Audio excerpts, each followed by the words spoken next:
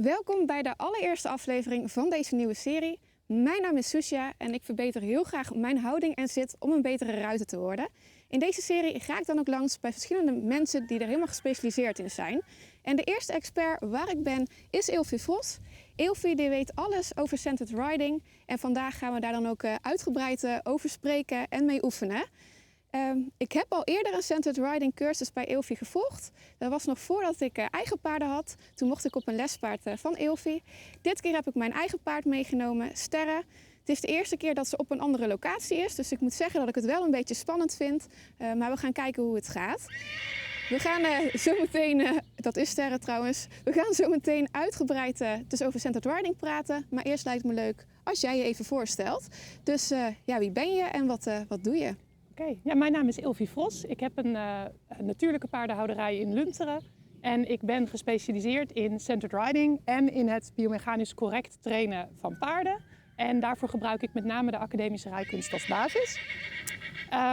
Vanuit mijn jonge jaren zeg maar, was ik altijd al heel erg geïnteresseerd in het oplossen van problemen tussen ruiter en paard. En zeker in het rijden kom ik er steeds vaker achter dat de ruiter een ontzettend grote invloed heeft op de beweging van het paard. En vandaar dat centered riding voor mij zo ontzettend belangrijk is. Omdat ik daarmee de ruiter eigenlijk de tools in handen geef om uit de weg te gaan. Zodat het paard goed kan bewegen onder die ruiter. Dus eigenlijk leer ik mensen om het paard zo min mogelijk te storen. Zodat het paard zo goed mogelijk zijn werk kan doen. En hoe ben je op het idee gekomen om zowel de academische rijkunst en centered riding te doen? Ja, ik vind het eigenlijk een hele logische combinatie. Want via de academische rijkunst leer ik het paard hoe hij zichzelf biomechanisch correct kan bewegen. Hoe hij zichzelf kan dragen, brengen we het paard in balans. En vanuit de centered riding doen we eigenlijk hetzelfde voor de mens. En als jij natuurlijk wil rijden op een paard, dan kun jij niet goed zitten op een paard wat niet goed beweegt. Maar een paard kan niet goed bewegen als jij niet goed zit. Dus je moet aan allebei werken. Zijn er veel centered riding instructeurs in Nederland? Nou, best wel een aantal. Ja, ik heb de up-to-date getallen niet in mijn hoofd hoor, maar zeker boven de 100. En in centered riding hebben we een level systeem. Dus we hebben level 1, dat is je basisinstructeursniveau. Dan kan je level 2 worden, level 3 en uiteindelijk word je level 4 als je door wilt. En de level 4 instructeurs die geven ook de opleidingen om level 1 op te leiden. Ja. En jij hebt level 4 als ik het goed heb? Nee, ik ben apprentice level 4. Dus ik ben een level 3 die een opleiding is om level 4 instructeur te worden. In Nederland hebben we al 2 level 4's. Dus als het allemaal goed gaat, dan zou ik uiteindelijk de derde worden. En ik geloof dat er 17 of 18 level 4's in de wereld zijn. Dat zijn er niet veel. Nee, dat zijn er niet veel. En dat heeft er ook mee te maken dat ons totale lidmaatschapsaantal niet heel groot is in de wereld.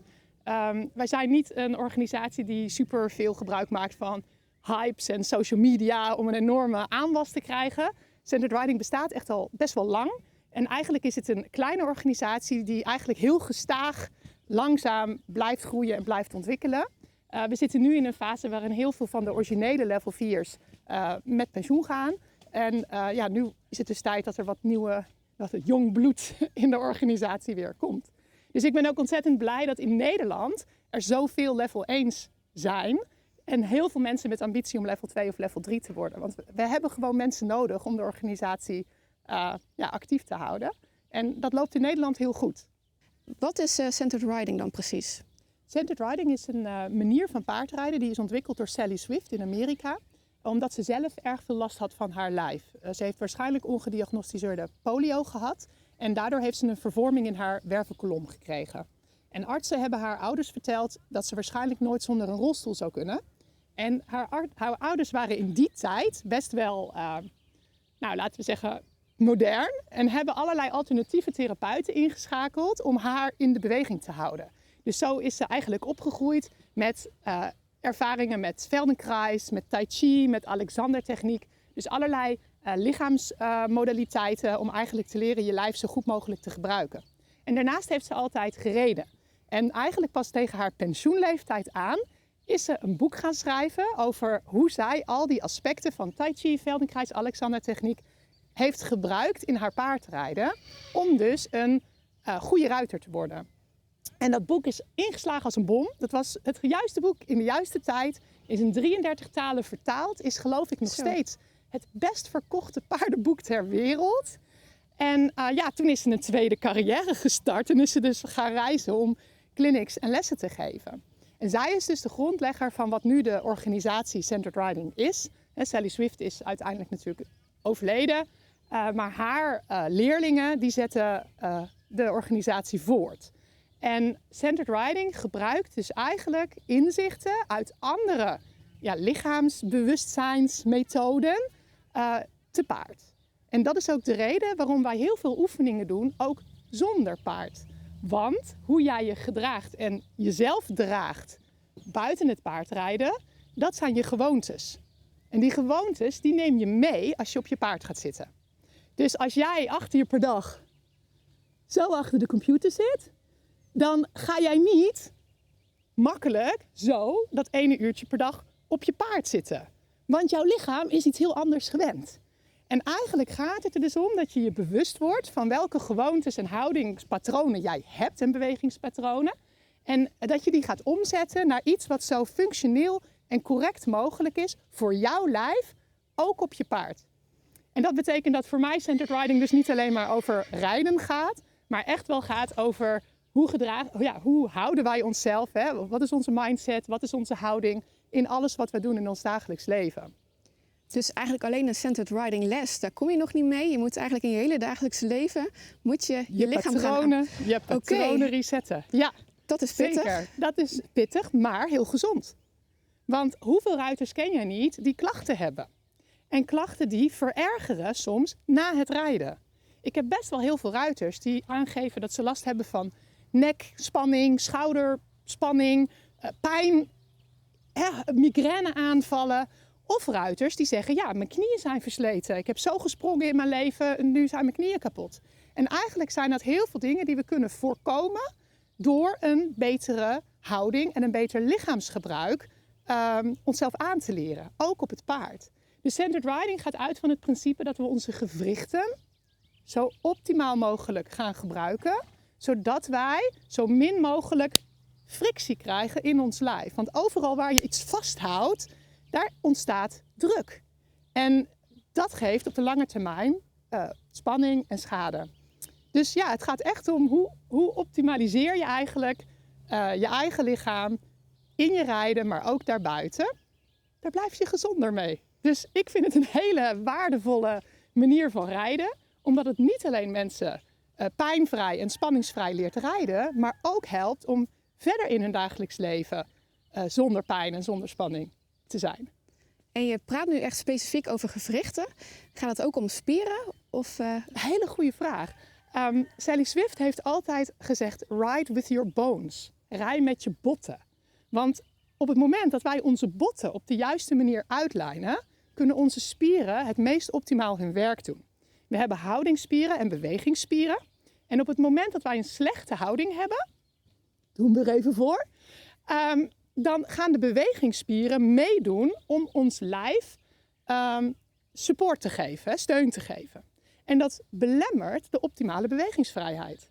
Dus hoe meer wij onze botten uitlijnen en onze gewrichten correct bewegen, hoe meer onze bewegingsspieren vrij zijn, ontspannen kunnen zijn om een optimale beweging toe te staan. En beweging is wat we nodig hebben in het rijden, niet spanning. Hartstikke mooi. Volgens mij is het wel duidelijk wat Centered Riding nu is. Ik heb heel veel zin om aan de slag te gaan. Dus wat mij betreft gaan we daar naartoe. En gaan we beginnen.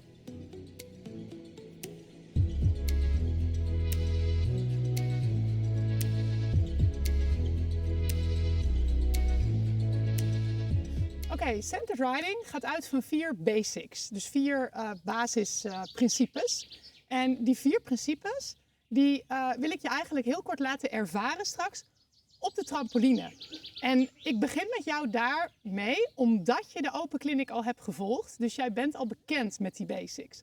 Normaaliter zou ik niet iemand in de eerste les op een trampoline zetten en al die dingen nieuw uitleggen. Maar door ze op de trampoline te doen, ga je wel ontzettend ervaren wat het effect is van het aanwezig zijn van deze 4 basics of het verliezen van die 4 basics. Nou ga ik jou even testen.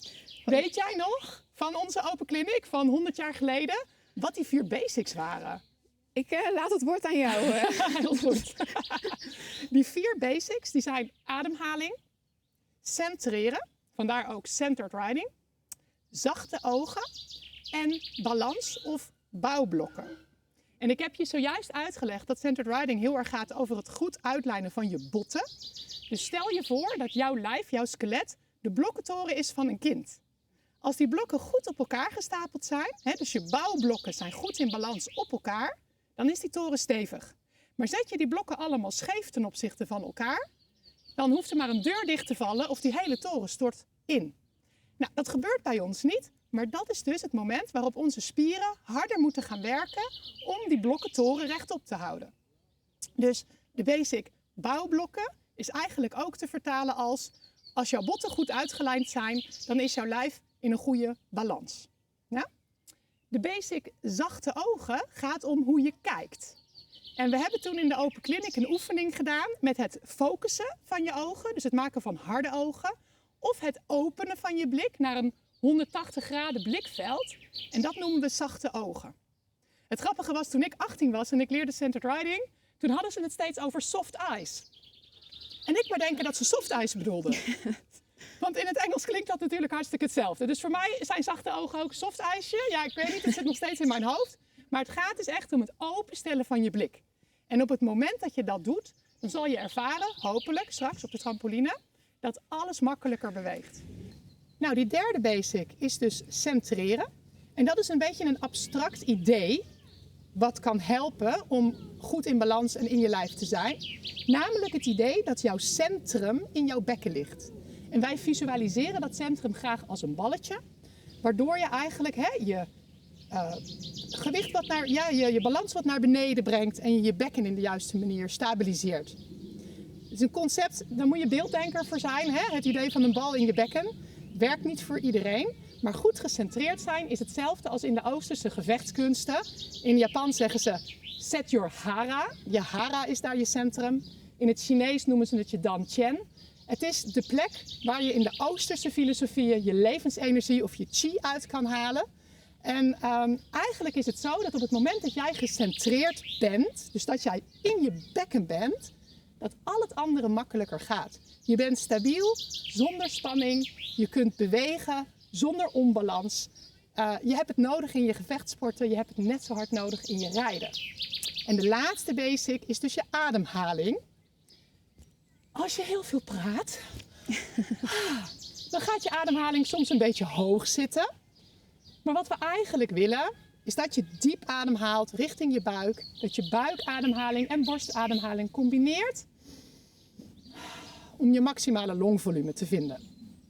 Nou, je hebt ze allemaal al een keer gedaan, ook al is het heel erg weggezakt. Maar we gaan ze op de trampoline eens eventjes zoeken. Oké, Susja, dan wil ik jou uitnodigen om op de trampoline te komen staan. Oké, ben en dan benieuwd. mag jij die kant op kijken. Oké. Ja. Even je voeten op heupbreedte en zorgen dat je gewicht goed in het midden van je voeten staat. Je armen mag je langs je lijf laten hangen. En dan mag je gewoon eens een klein beetje gaan veren. Goed zo. En als jij mooi uitgelijnd bent, dan voel je hoe die vering van die trampoline moeiteloos vanuit jouw voeten doorkomt tot in het kruintje van je hoofd, waar we heel mooi jouw paardenstaart op en neer zien veren. Zou je nu voor je gevoel je rug nog iets holler kunnen maken? En hoe beïnvloedt dat de veer in je lijf? Iets stijver? Waar voel je de stijfheid met name? Eigenlijk bij het springen of bij het veren. Bij je voeten al? Ja. En dan mag je je bekken wat naar achteren kantelen, mag je je rug wat uitvlakken. En daar wordt de beweging weer smooth, of niet? Smoother, ja. Zou je je schouders nog eens wat verder naar achteren kunnen doen? Hoe voelt hij dan aan? Ga je met je bovenlijf maar een beetje terug. Een beetje achter de verticaal. Ja, daar. Ja, dat voelt nog moeilijker. Dat voelt moeilijk. Waar span je jezelf aan? In mijn buik. Oké. En dan breng je je schouders weer boven je heupen. Goed. En we weten van jou dat je de neiging hebt voor die holle rug. Dus kijk eens of je dit gedeelte nog iets meer uit kunt vlakken. Iets naar mijn hand toe. Ah, kijk. Voelde je wat er gebeurde met de veer? Makkelijker? Ja. En nou weer een beetje over je navel daarheen. En dit weer naar achteren. Ja, daar. Voelt onnatuurlijk deze houding of is het oké? Het voelt wel onnatuurlijk. Hoe voelt de bounce? Makkelijker. Makkelijker. Kijk, dat is al hele belangrijke feedback. Want in deze uitleiding kun jij dus makkelijker veren. Ga het met harde ogen daarheen kijken. Kijk. Ja, ik denk dat ik wat meer naar voren kom, maar ik weet het niet zeker. Zeker wel. En voel je de bounce wat verminderen? Ja, dat voel ik ook, ja. Zachte ogen. Zie de wereld. Oh, voel je het verschil? Een stuk fijner, makkelijker. Even je adem vasthouden. Wat gebeurt er? Adem maar weer door, hè? Wat gebeurde er? Ik zet me helemaal vast. Ik kan niet meer bouncen, helemaal niet. Ik kan niet meer bouncen. Nee. Precies. Oké, dankjewel. Je mag naar de zijkant er weer Oké. afstappen. Ja. Ja, goed zo. Dan zet ik hem even aan de kant. Je hebt de trampoline nu aan de kant gezet.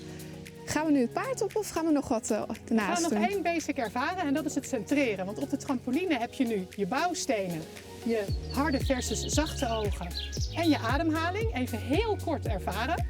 Maar die vierde en misschien wel de leukste basic is dat idee van gecentreerd zijn. En dat is het gevoel van een stabiele kracht in je lijf. Die gaan we nog even doen, maar daarvoor zoeken we de schaduw op. Helemaal goed, gaan we doen. Oké, we gaan centreren. En daarvoor mag je even één hand met je duim op je navel en je pink richting je schaambeen op je voorkant van je Ja. bekken leggen. En de andere met de achterkant van je hand op je onderrug sacrumgebied. Stel je nu eens voor, lekker ontspannen in je knieën staan, dat je tussen die twee handen een balletje hebt. En dat je dat balletje wat naar voren, naar je voorste hand, en wat naar achteren, naar je achterste hand kan rollen. Ja, doe maar rustig. Dat je je echt goed voorstelt wat het traject van dat balletje is in je bekken. Nou, stel je dan voor dat wanneer je het balletje naar achteren rolt de volgende keer, dat hij daar nog even iets meer mag zakken aan de binnenkant van je sacrum. Alsof je een golfbal in het putje laat zakken. Kan je dat laten zien? Zeker. Dus we gaan naar voren en terug. En daar denk je ploef. Oké. In de Oosterse gevechtssporten wordt er ontzettend veel met het centrum gewerkt. In het Japans heet het hara. In het Chinees is het je dantian. En eigenlijk in de hele Oosterse filosofie is het de plek waar jouw levenskracht of je chi vandaan komt. En eigenlijk alle goede martial artists, gevechtsporters, die werken dus vanuit hun centrum. Die werken niet op kracht, die werken vanuit het effectief inzetten van hun centrum. Nou, en dat gaan we proberen te ervaren. Ja? Ik ben benieuwd. Het is helemaal nieuw voor jou. Het is ook helemaal normaal dat je hem niet meteen vindt. Ja? Dat is oké. Je mag je handen voor je lijf brengen alsof je teugels vasthoudt. Ja.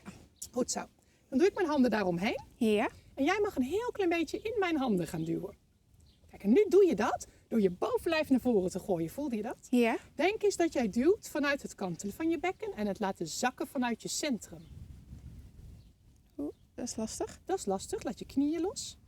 Want hoe meer wij tegen elkaar aan gaan drukken, hoe meer we eigenlijk naar de grond toe zouden mogen zakken. De video kan zien wat ik doe met mijn lijf. Ik buig mijn knieën meer en meer en meer. Ik niet. Want je zit ergens vast, hè? Ja. Ja, dus dit is weer het zoeken van die gewrichten. Hè? Die gewrichten die kunnen we buigen. Ja, knieën los. Goed zo, daar. Super. Oké. Nou, zal ik eens eventjes wat gaan veranderen in mijn centrum. En dan mag jij voelen of je bij mij een verandering voelt. Ik ga mijn centrum eventjes verliezen. Dat wil zeggen, ik breng hem naar mijn borst. Je bent veel onstabieler, want je valt naar achter. Je duwt mij zo eruit, hè? Ja. Oké. Wil je dat voor jezelf eens even proberen? Oh, voel je? Ja. Goed zo. En dan zoek je hem weer op. Dus je denkt weer, ik rol dat balletje even terug het putje in. Sommige level 4's gebruiken het beeld een ei in een nest. Een zwaar balletje in de modder. Maakt allemaal niet uit. Oké. Nou, als je nou eens denkt, ik maak mijn rug hol. Dus ik verlies mijn bouwstenen. Hoep, je bent weg, hè? En weer je rug uitvlakken, je centrum weer zoeken. Goed zo. Nou, we hebben net een holle rug gemaakt. Duw nog maar eens een keer een beetje in mijn handen. En span je buikspieren maar eens aan. Oeh. Yes. En daar voel je dus dat zodra jij iets strak maakt, je je balans al kwijt bent. Ja. Dus aanspanning is op een paard nooit een optie. Oké? Terwijl je juist zou verwachten als je spieren aanspant dat je juist meer kracht kan zetten. Ja, not. Ja, Nee. je inwendige, interne houdingsspieren. Maar niet de spieren die niet bedoeld zijn voor een goede houding. Ja. Dan mag je eens in mij duwen. En nou ga ik iets aanspannen. En dan mag je eens voelen of jij het verschil voelt. Ja, je bent veel makkelijker Ja. weg te doen. Weet je wat ik deed? Nee. Alleen maar meteen even krommen in mijn schoenen. Echt? Weet je hoeveel ruiters dat doen? Ja. Ja. Dus zoiets kleins heeft al zoveel grote Zoiets invloed. kleins heeft al zoveel invloed. Ja. Dan mag je eens harde ogen maken. Even ergens goed naar je staren. Ja, precies. Voel je hoe je weg bent? Oké. En zachte ogen. En je centrum laten zakken. En duw maar. En duw maar. Is je buik nog los? Haal je nog adem? Ja, hè? Ja. En voel je hoeveel kracht je nu kan zetten en hoe stabiel je blijft? Super. En ik begreep dat jouw paard wel eens trekt. Dat klopt. Ja, dat is natuurlijk de test of je dan ook nog stabiel bent in deze richting. Ik ging een beetje mee naar voren, Ja, maar ik ga maar echt had je ook vaak niet- helemaal die Ik had kant je ook op, hoor. niet gewaarschuwd, hè? Maar als jij dus nu denkt aan goed in je centrum zitten, dan pak ik mijn handen even zo. Oké, En dan gaan we eens aan elkaar trekken in plaats van duwen. oké. Ja, dus trek Wacht, maar. even denken. Gewoon zitten. Ja, oh, nou maak je hele stijve armen. Dat voel ik al. Ja. Hou je schouders zacht en je Moet ik ellebogen dan niet meer naar zacht. voren? Of Ja, is kan. dat... Kom maar. Jij staat anders dan als Ja, ik je sta. mag één voetje. Ik kan ook zo gaan staan, maakt niet Oké. zoveel uit. Ja. Zet maar een beetje trekkracht. Ja, en als we nou loslaten, dan zou je in balans moeten blijven. Ja, goed zo. En trekken. En hoe harder we trekken, zie je wat ik ga doen weer? Ik ga weer meer en meer en meer zitten. Dus je mag je gewrichten vouwen. Precies. Ja, bijna. Dan voel je dat je niet echt naar voren kan trekken. Hou je armen zacht, want zodra je daar spanning in gaat zetten, trek ik je eruit. Goed zo. Span nou je buikspieren nog eens aan. Oeh, ja, Oh, ga ik voel je weer. dat je weg bent? Ja, Supergoed. Dus dit is iets wat je voor jezelf gewoon continu kan oefenen. Ja. Van ben ik in balans? Zit mijn centrum op de juiste plek, hè? In het putje? ja. Zijn mijn ogen zacht? Zijn mijn spieren aan de buitenkant ontspannen? Adem ik nog door? En dan heb je een hartstikke goede stabiliteit en een hele mooie balans. Dus als ik daar allemaal op ga letten, dan zou sterren me eigenlijk niet meer naar voren moeten kunnen Dan trekken. ben je een top martial artist en dan kan je alle sterke kerels in de wereld aan. Dat heeft natuurlijk wel een lange weg te gaan. Ja, Ja, maar het is superleuk om dat dus in je dagelijks leven een beetje te gaan oefenen. ga ik mee aan de slag. Ja, goed Super, zo. super interessant. Ik ben heel erg benieuwd naar de vertalingen op het Op paard. het paard. Ja, precies. Dus, Gaan we doen. Ik sta nu naar sterren. We zijn bezig met opzadelen. Het zadel zit er al op. Ik ga zo het hoofdstel in doen. En dan gaan we natuurlijk rijden hier in de bak. Zoals ik al zei, dit is de eerste keer dat ze in de eentje op een andere locatie is. Dus ik vind het wel spannend hoe ze het gaat vinden. Maar we gaan ervoor. Ik ben heel erg benieuwd. Goed, Susha, je hebt al eventjes losgestapt. Dus ik heb al heel eventjes jouw houding kunnen observeren. Je hebt zojuist ook op de grond even kunnen ervaren wat het effect is van die 4 basics op je stabiliteit en op de trampoline ook op je beweging. Als jij zo met je eigen paardje, ze is net 6 geworden, aan het rijden bent, heb je mij verteld dat je vooral werkt aan gewoon lekker buiten rijden. Basisstap, draf, aangalopperen is soms nog een beetje lastig. Maar waar loop je dan in je eigen lijf of beweging tegenaan? Ik heb er een handje van dat ik vaak naar voren ga. Ook als ze soms in de teugels trekt, dan kom ik uit balans. Mijn benen willen nog wel eens bewegen. En ik ben heel erg geneigd om mijn onderrug hol te maken. Ja, dus dat zijn eigenlijk de dingen waar ik tegenaan loop. Maar ik kan me voorstellen als jij mij ziet, dat je nog veel meer dingen Ja. ziet. Dat heb ik inderdaad al gezien. Er is me ook nog meer opgevallen. Maar misschien is het leuk als jij gewoon even een rondje gaat stappen. Ja? En dat ik dan eventjes aan de kijkers uitleg wat ik zie. Ja, dat is En helemaal ook goed. wat ik zou willen zien. Ja. Ja? Alright. Dus zoals we kunnen zien heeft Susha die neiging om een beetje de rug hol te trekken. En een holle rug is dus een minder optimale opeenstapeling van jouw botten, hè, van jouw bouwstenen.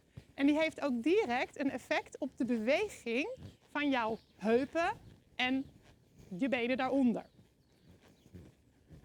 Mag je eens even halt houden als je wilt. Goed zo. Fijn. Verder vind ik wel dat je benen in een mooie positie liggen. Je hoofd staat mooi rechtop.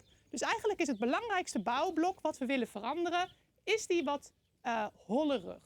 Ja? En waarom we die willen veranderen, zal ik je even laten voelen. Want je gaf zelf al aan dat je de neiging hebt om naar voren te kiepen als je paard aan de teugels trekt. Dus hou je Klopt. teugels maar eens vast. En ik ben even dat paard, wat dat doet. Hop, weg Ja. ben je. Voel je dat? Eigenlijk weinig stabiliteit op dat moment in jouw lijf. We hebben zojuist, mag ik mijn handen op Ja, jou leggen? zeker, uiteraard. Moet ik altijd even toestemming voor vragen, want anders komen we in de MeToo-affaire en zo. Ik leg een hand op jouw onderrug en ik leg een hand aan de voorkant. We hebben net die oefening gedaan met dat balletje daartussen. Ja. Zou je dat balletje eens naar mijn achterste hand kunnen rollen? Daar. Heel mooi. Voel je hoe je dan op je zitbeenknobbels naar achteren rolt? Ja. Heel fijn. Zou je dan nu hier een beetje naar voren kunnen gaan? Oh. Nu is je rug veel rechter. Als ik je bovenlijf niet had gecorrigeerd, omdat je een beetje zo zat, als je alleen maar in je onderdeel, zeg maar onderlijf, naar achteren rolt, dan kom je met je schouders achter de verticaal. Maar door jouw schouders dan vervolgens weer wat naar voren te brengen, hebben we weer die correcte opeenstapeling en komen we in die lijn oor, schouder, heup, hak. Het voelt heel onnatuurlijk. Het voelt heel onnatuurlijk, omdat je het niet gewend bent. Ja. Mag je nog een keer die teugels vasthouden? En als ik nu ga trekken, denk je aan dat balletje naar achteren rollen.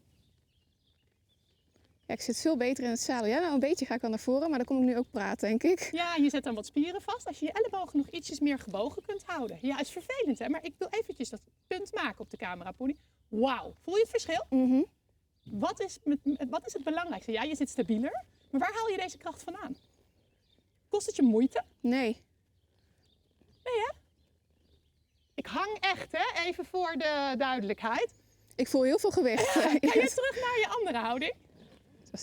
Die is makkelijk, die En houding. vertel me maar eens of ik dezelfde hoeveelheid gewicht nodig heb om jou naar voren te trekken. Oh, nou, ik heb het nu wel Dat is maar een aanspannen. fractie. Ja. Kan jij de nieuwe houding opzoeken? Nou, dat is lastig, denk ik. Even kijken. Rol op je bekken iets naar achteren. Stel je voor dat ik mijn hand op jouw onderrug heb. En vervolgens mijn hand tussen jouw schouders. Die je schouders iets naar voren brengen. Ja. Ja. En jouw balletje rolt naar achteren op het moment dat ik... Yes! Nou, dit noemen we de power zit. Super handig, hè? Ja. Nou ben je stabiel en het kost je niet eens kracht. Nee. Wil je daar eens mee gaan stappen? En als ik het dus in hele makkelijke paardentaal zeg, dan is het je bekken iets naar achteren kantelen en met je bovenlijf ietsjes naar voren komen. Een mooi beeld wat je daarbij kunt hebben is dat je een sterke tegenwind hebt en dat je met je bovenlijf ietsjes naar voren mag komen tegen de wind in. Terwijl je dus in je bekken met je balletje iets naar achteren gerold blijft. Daar. Prima. Kijk, je paard zegt ook, fijn. Kan je eens terug naar je oude houding? Ja, die is heel makkelijk. Die is heel makkelijk, hè? Ja. Nou, en een van de dingen die wij graag doen in centered riding is mensen bewust laten schakelen tussen de oude gewoonte en dat wat we als nieuwe gewoonte willen aanleren. We kunnen hier heel mooi zien hoeveel beweging en onstabiliteit je hebt in je buik. Voel jij hoe jouw buikgedeelte heel erg naar voren en naar achteren beweegt? Ja, dat voel ik, ja. Ja. Als je dan weer op je zitbeenknobbels wat naar achteren rolt. Je laat je centrum weer wat naar achteren en omlaag komen. En je leunt met je bovenlijf weer iets tegen de tegenwind in. Dus je zet je schouders weer boven je heupen. Zit ik nu dan recht? Mag je nog meer op je zitbeenknobbels naar achteren komen. En nog meer je bovenlijf tegen de wind inbrengen. Lastig hè? Heel Je lastig. kan je voorstellen misschien dat je een vouw maakt over je navel. Waarbij je dus met je bekken de ene kant op, hè, naar achteren kantelt en met je bovenlijf naar voren komt. Yes, daar. Het voelt nog heel onnatuurlijk. Dat snap ik. Dan kantel je je bekken iets naar achteren en je bovenlijf iets naar voren, zodat er eigenlijk een soort van vouwtje ontstaat boven je navel. En ik overdrijf hem, hè? En voor jouw gevoel voelt dat misschien wel veel te veel. En dat is omdat als je iets gewend bent, alles wat je verandert natuurlijk heel raar aanvoelt. Hè? Het voelt alsof ik voor nu jou. helemaal met een bolle rug zit. Ja, Zo, maar dat is omdat je zo gewend bent aan die holle rug, dat zelfs bijna recht voor jou wel bol voelt. Ja. Ja, maar dit is heel veel beter. Voel je dat jouw buik wat stabieler wordt en dat er wat meer beweging komt in je bovenbenen in plaats van in je buik? Dat voel ik nog niet zo snel, maar ik ben vooral heel erg gefocust op... Op het doen, hè? Ja, Ja, en dat allemaal met zachte ogen, ademhaling en ontspanning, alsjeblieft. 4 dingen tegelijkertijd. Ja, dit is alweer jong leren met 4 ballen in de lucht tegelijkertijd. Heel goed. Ik mag even van hand veranderen. En nog een keer terug naar de oude houding. Kijk, hier zien we meteen veel meer buikbeweging. En naar je nieuwe houding.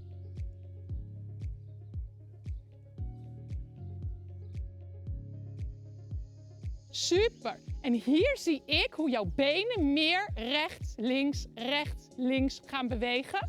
In plaats van jouw buik naar voren en terug. En dat is waar we naar op zoek zijn. Want de ribbenkast van jouw paard beweegt beurtelings links en rechts, omhoog en naar beneden. En onze benen moeten de beweging van de ribbenkast volgen. Het is niet de bedoeling dat wij met onze zitbeenknobbels het zadel van ons paard naar voren en naar achteren aan het poetsen zijn. Goed zo. Dus je mag nog weer denken, oh ja, die vouw over mijn navel en naar dat gevoel van tegen de wind inrijden. Super. Ja, je bekken gaat veel meer bewegen.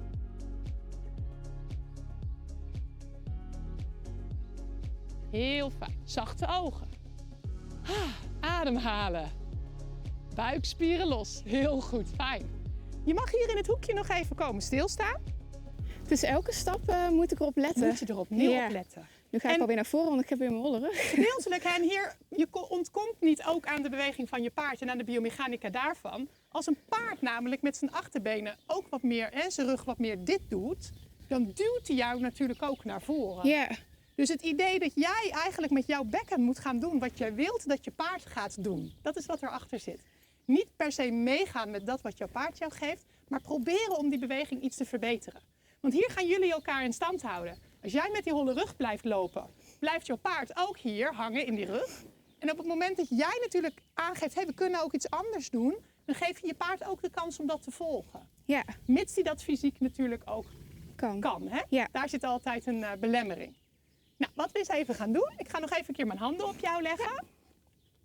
Dus eigenlijk steeds weer terug naar, kun je dit gebied opvullen. En kun je vervolgens dit gebied iets daarheen brengen. Heel fijn.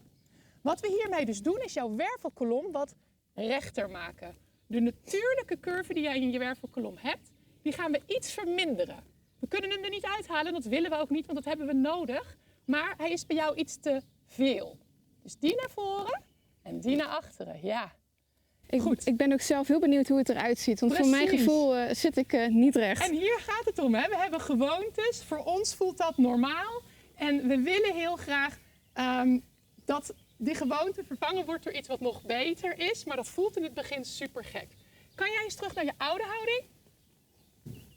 Holling in de rug, bekken is naar voren gekanteld, water loopt aan de voorkant uit haar bekken eruit.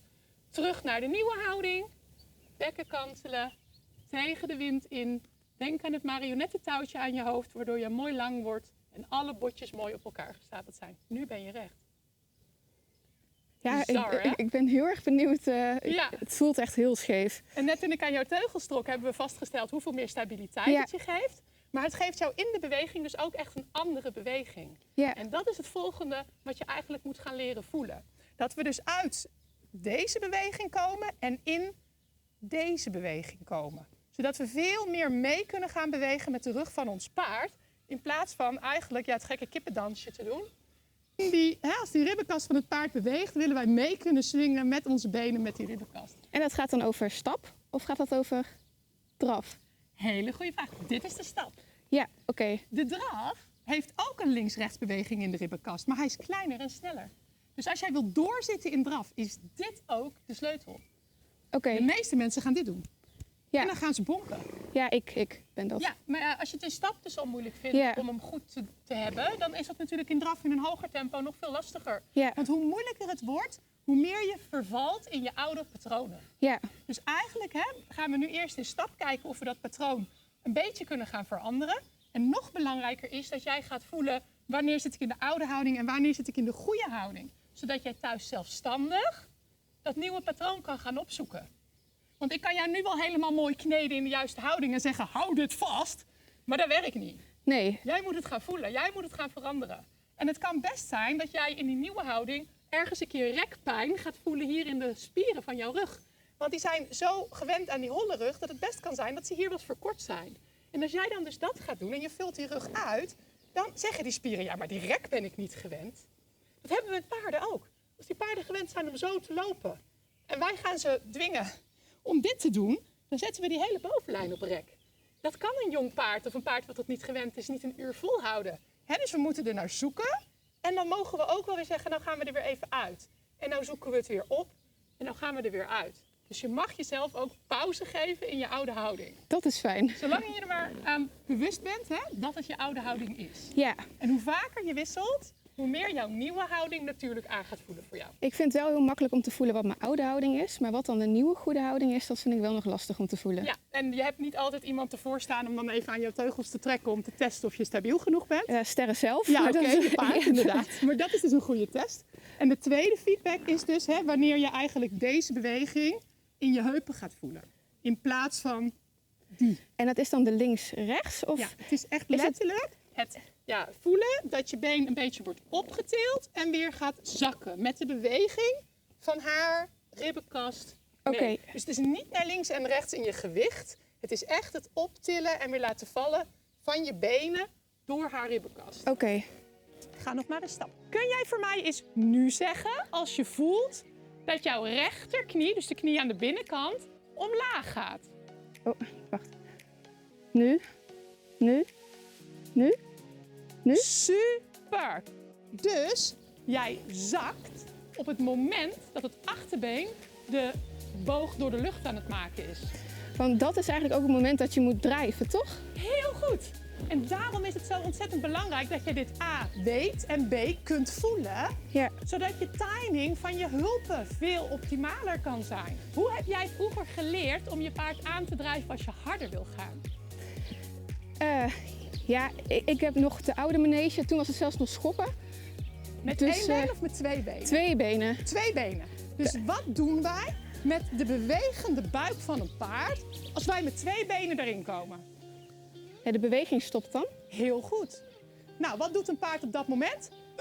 Zich schrap zetten. Ja. Dus hoe wij veel natuurlijker een paard voorwaarts kunnen vragen, is als we de swing van het paardenlijf, wat er al is, en die beweging van die buik, met onze beweging kunnen uitnodigen om groter te worden. Oké. Dus drijven zou zijn rechts, links, rechts, links, rechts, links, rechts, links. Natuurlijk niet de hele tijd, hè? Nee. Als jij iets wilt. Oké, Susha, wat mij dus opvalt in jouw draf, in jouw lichtrijden, is dat je meteen weer teruggaat naar jouw gewoontehouding. Namelijk het lichtrijden met een holle rug. Ja. Dat voel je, hè? Ja. Ik zie ook dat wanneer jij gaat staan, je je voeten wat naar beneden drukt. Alsof je je een beetje schrap zet in de stijgbeugel om omhoog te komen. Ik weet dat wij normaal gesproken beginnen met lichtrijden. Maar vroeger was dat helemaal niet de zit in draf waarmee we begonnen. We begonnen namelijk eigenlijk altijd met een verlichte of een ontlastende zit. Verlichte zit is als je je stijgbeugels echt korter maakt en je komt echt een beetje meer richting springzit. Ja. De ontlastende zit is een kleinere variant daarvan. Die kan je met wat langere stijgbeugels doen, waarbij je ook niet zo ver uit het zadel en zo ver naar voren hoeft te komen. Oké. Ook hierin hebben we een spectrum van rechtop naar ultiem jockeyzit en alles daartussen. En zie je waar dat van afhankelijk is? Ja. Bij gewrichte buigen. Ja, ja, ja. Ja? Dat is eigenlijk, dan komen we weer op dat rijden met je botten en het werken met je gewrichten. Ja. Ja? Dus wat heel belangrijk is, wanneer je uit het zadel komt, is dat je dus eigenlijk denkt aan het buigen van je lijf. Kijk, en jij gaat hak omlaag, knie Ja. strekken. Oh god. Oh god. Ja. Ik heb me weer iets verkeerds Dus in aangeleerd. plaats van onszelf af te zetten tegen de grond, moeten we buigen. Oké. Ja. Kun jij eens een ontlastende zit aannemen? Is dat deze? Bijna. Heel goed. Oké. Mag ik je een beetje helpen? Uiteraard. Goed. Zou jij dit weer een beetje naar mijn hand toe kunnen bollen? Yes. En dan merk je dat je je knieën nog veel meer moet buigen. Ja, oké. Breng dit maar omhoog. Ja, dat je je stuitje een beetje richting de zitting van jouw zadel laat wijzen. Ja? Oh god, zegt ze. Ik ga het meteen weer naar voren. Hemeltje lief. Zet je handen maar eens even op haar manenkam. En duw met je handen je rug maar eens extreem rond. Ja, dat is te veel, hè? Maar dat is het gevoel waar je van mij naartoe mag. Voor nu. Nu word je ook te rond in je bovenrug. Ho ho. Maar ik heb liever iets te veel rond nu dan iets te veel hol. Met andere woorden, om het midden te gaan vinden, heb ik liever dat je een beetje meer naar het andere uiterste gaat. Draaf haar nog eens aan. Begin weer gewoon met jouw lichtrijden. Oké. En op het moment dat je denkt het lukt, zet je even je handen in die manen en zoek je even die ontlastende zit voor voor één zijde of zo.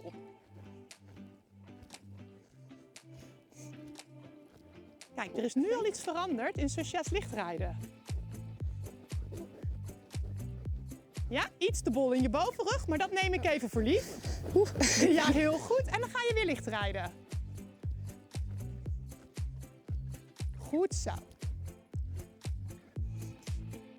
En dan ga je weer. Super. En zou je nou in die ontlastende zit je knieën eens kunnen voelen? Als je goed meebeweegt, zou je nog steeds moeten kunnen voelen dat jouw knieën omhoog en naar beneden veren, links, rechts. Keurig. Keurig. Denk aan duwen met je handen naar haar manen toe. Yes. Wat vindt jouw paard daarvan? Nou, zo is aan het briezen. Wat betekent dat voor jou? Ja, iets positiefs. Heel goed. Kijk maar eens of je nog wat meer met je stuitje richting je zadel kan komen. Dus dat je nog wat minder ver uit je zadel gaat. Goed zo. En licht rijden. Dus je stuitje vrij dicht bij het zadel. En op het moment dat je daarin zit, hè, dan is lichtrijden niks anders dan heel kort je zadel kussen en er meteen weer uit. Yes! Yes! En je mag er best wat langere teugel geven. En dan mag je langzaam iets meer rechtop komen. Maar hou dat gevoel van jouw opgevulde onderrug. En het gebogen zijn in je gewrichten. Oeh, dat is moeilijk. Ja. Zachte ogen. Lachen mag.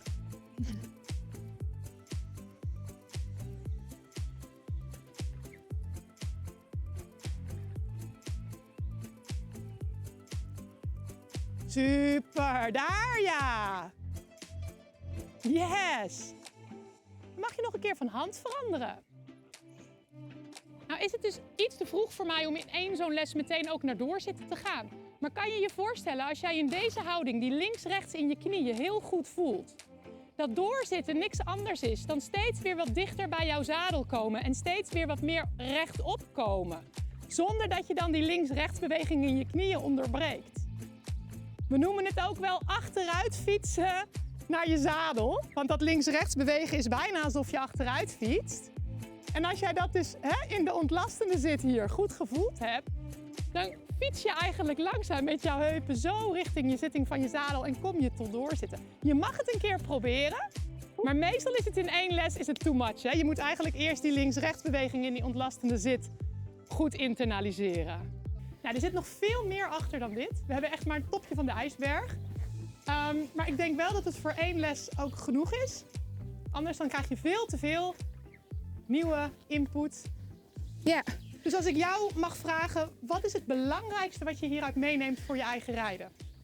Ja, heel veel. Eigenlijk alles. Maar de 4 dingen. Eén ding. Het belangrijkste. De belangrijkste.